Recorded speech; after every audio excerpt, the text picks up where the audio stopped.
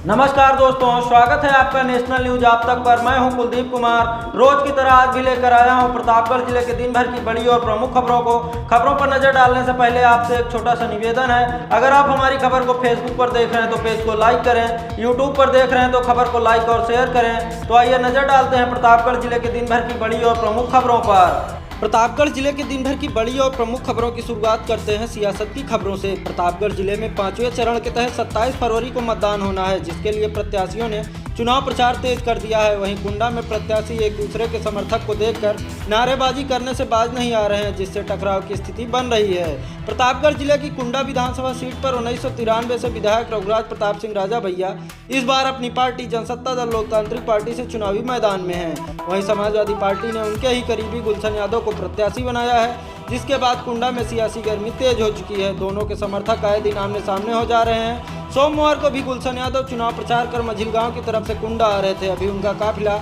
कुंडा कोतवाली इलाके के बाबूगंज के समीप पहुंचा था कि तभी राजा भैया के समर्थक नारेबाजी करना शुरू कर दिए।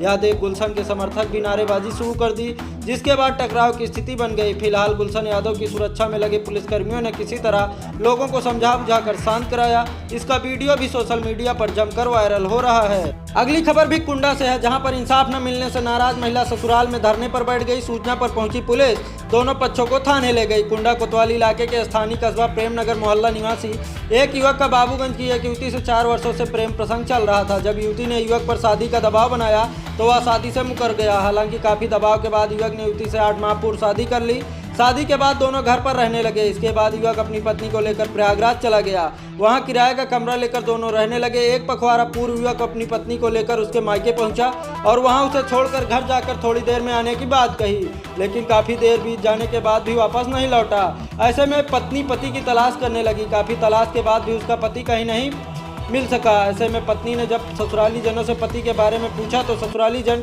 उल्टा उस पर बेटे को गायब करने का आरोप लगाने लगे। ऐसे में पत्नी ने पति के गायब होने की तहरीर पुलिस को दी, जिस पर पुलिस ने जांच पड़ताल शुरू कर दी। पुलिस ने जब परिजनों से पूछताछ की तो परिजनों ने युवक के बाबत जानकारी दी। इस पर पुलिस ने महिला समेत ससुराली जन को मंगलवार को थाने बुलाया था, जिस पर महिला तो थाने पहुंच गई, लेकिन ससुराली जन थाने नहीं पहुंचे।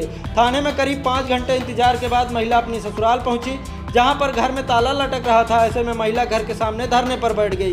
जानकारी होते ही पुलिस डायल 112 मौके पर पहुंची और ससुराली जनों से बात कर दोनों पक्षों को कोतवाली ले गई। उधर ससुराल में घर के सामने महिला के धरने पर बैठने की जानकारी होते ही तमाशबीनों की भीड़ जमा रही।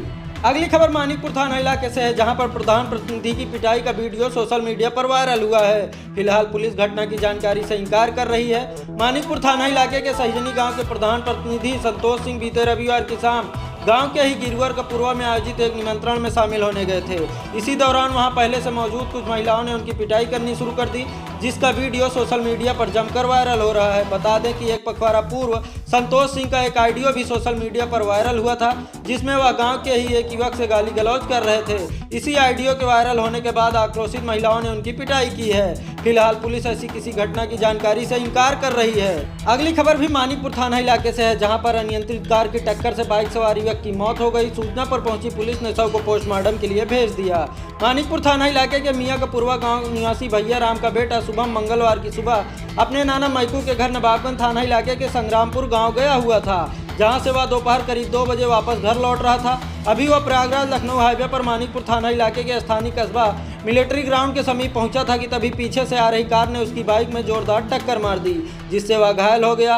यह देख आसपास के लोग उसे इलाज के लिए सीएससी कुंडा ले गए, जहां पर चिकित्सकों ने उसे मृत घोषित कर दिया। अगली खबर मांधाता थाना इलाके से है, जहां पर घर के सामने छप्पर में सो रहे युवक की गला रेत कर हत्या कर दी गई। परिजनों की सूचना पर पहुंची पुलिस ने जांच शुरू कर दी है। मांधाता थाना इलाके के कटाता निवासी 45 वर्षीय अशोक कुमार पुत्र राम सुनेर सोमवार की रात घर के सामने छप्पर में अकेले सो रहे थे। परिजन घर के अंदर सो रहे थे। इसी दौरान पहुंचे अज्ञात लोगों ने दरवाजे को बाहर से बंद कर दिया और अशोक की गला रेत कर हत्या कर दी। सुबह परिजन उठे तो दरवाजा बाहर से बंद था। किसी तरह दरवाजा खोलकर बाहर आए तो देखा कि बिस्तर पर सिर कटा शव पड़ा था। शव देख परिजनों में कोहराम मच गया। सूचना पर पहुंची पुलिस ने शव को पोस्टमार्टम के लिए भेजते हुए मुकदमा दर्ज कर मामले की जांच शुरू कर दी है। अगली खबर महेशगंज थाना इलाके से है, जहां पर मिट्टी खनन में लगे ट्रैक्टर से दबकर एक मासूम बालक की मौत हो गई। महेशगंज थाना इलाके के डी भलई गांव में मंगलवार की शाम मिट्टी खनन का ट्रैक्टर से धुलाई करने का काम किया जा रहा था। इसी दौरान गांव के सफीक का 9 वर्षीय बेटा रेहान मिट्टी ढो रहे ट्रैक्टर की चपेट में आ गया, जिससे उसकी मौके पर ही मौत हो गई। मौत की खबर सुनते ही परिजन रोने बिलखने लगे। सूचना पर पहुंची पुलिस ने ट्रैक्टर को कब्जे में लेते हुए शव को पोस्टमार्टम के लिए भेज दिया। पुलिस ने मृतक के परिजनों की तहरीर पर अज्ञात चालक के खिलाफ मुकदमा दर्ज कर लिया है। ट्रैक्टर राजापुर के एक युवक का बताया गया। पुलिस मामले की जांच में जुटी हुई है। अगली खबर कंधई थाना इलाके से है, जहां पर मारपीट में घायल युवक की इलाज के दौरान मौत हो गई। आक्रोशित परिजनों ने शव का अंतिम संस्कार करने से इनकार कर दिया। कंधई थाना इलाके के अमसौना गांव में आबादी की जमीन के विवाद को लेकर बीते 8 फरवरी को 2 पक्षों में जमकर लाठी डंडे, कुल्हाड़ी और चाकू चली थी। इसमें 25 वर्षीय अमित कुमार सहित दोनों पक्षों से 10 लोग घायल हो गए थे। गंभीर हालत को देखते हुए डॉक्टरों ने अमित को प्रयागराज रेफर कर दिया था। वहां उपचार के दौरान मंगलवार की भोर अमित की मौत हो गई। शव घर पहुंचा तो परिजनों में आक्रोश फैल गया। परिजनों ने अंतिम संस्कार करने से इनकार कर दिया। परिजन आरोपियों की गिरफ्तारी, आर्थिक मदद, सुरक्षा के लिए शस्त्र लाइसेंस, सरकारी नौकरी आदि की मांग करने लगे। हालांकि देर शाम तक शव का अंतिम संस्कार नहीं हो सका था। आइए आपको सुनवाते हैं परिजनों की क्या मांग है। 8 तारीख को सुबह 8:30 बजे लगभग और पप्पू कहार जमीनी मैटर सब विवाद चल रहा था। कई बार वो लोग मारे पीटे हैं, कई बार मुकदमा हुआ है। प्रशासन इसमें कुछ भी नहीं किया सर। प्रशासन से क्या की मांग है? प्रशासन से यही मांग है, उन लोग को पहला नंबर गिरफ्तारी, कड़ी से कड़ी सज़ा मिलनी चाहिए। उसके बाद उनका घर द्वार कुर्की होना चाहिए। मेरा भाई परीक्षा पास किया था मास्टर का, एसआई का, उसकी जगह पे एक नौकरी चाहिए मुझे और कम से कम 1 करोड़ की आर्थिक सहायता चाहिए, 10 बीघा ज़मीन चाहिए और मुझे जान माल की रक्षा के लिए सर मुझे एक पिस्टल चाहिए। वो लोग मारने के बाद भी आए थे, यहाँ पे धमकी दे रहे थे सबको जान से मार दूंगा। सर मैं अपने 3 बच्चे को, अपने माँ बाप को कैसे रक्षा कर पाऊंगा? दाह संस्कार कब करेंगे? दाह संस्कार नहीं होगा जब तक डीएम साहब, एसपी साहब, योगी साहब, मोदी साहब जब तक नहीं आएंगे, हमारी मांग पूरी नहीं होगी, तब तक अंतिम संस्कार नहीं होगा। हम लोग यहीं पे सब लोग फांसी लगा के मर जाएंगे। आप मृतक के कौन है? मृतक का भाई हूँ, अमित कुमार मेरा भाई है सर। अगली खबर मतदाता जागरूकता अभियान से जुड़ी हुई है। प्रतापगढ़ जिले में 5वें चरण के तहत 27 फरवरी को मतदान होना है। ऐसे में मतदाताओं को जागरूक करने के लिए स्वयंसेवी संस्थाएं बढ़ चढ़कर हिस्सा ले रही हैं। इसी क्रम में सोमवार की शाम प्रतापगढ़ शहर के बेगम चौराहे पर जमीयत उराइन फाउंडेशन द्वारा जागरूकता कार्यक्रम आयोजित किया गया, जिसमें मतदाता जागरूकता अभियान की brand ambassador doctor Shivani Matanhelia ने मतदाताओं को जागरूक करते हुए मतदान के लिए प्रेरित किया। चुनाव नोडल अधिकारी आर.के. जायसवाल एवं डॉक्टर समीम ने मतदाताओं को मतदान के लिए प्रोत्साहित किया। जमीयत उराइन फाउंडेशन के अध्यक्ष सलीम राइन ने आभार प्रकट किया। कार्यक्रम में जमीयत उराइन के उपाध्यक्ष गुलाम रसूल राइन, अलाउद्दीन गुड्डू राइन, सचिव इरफान राइन, कोषाध्यक्ष सईदुल्ला राइन, शाहिद राइन, इमरान राइन, मास्टर रिजवान आदि लोग मौजूद रहे। कार्यक्रम का संचालन एडवोकेट रफीउल्लाह राइन ने किया।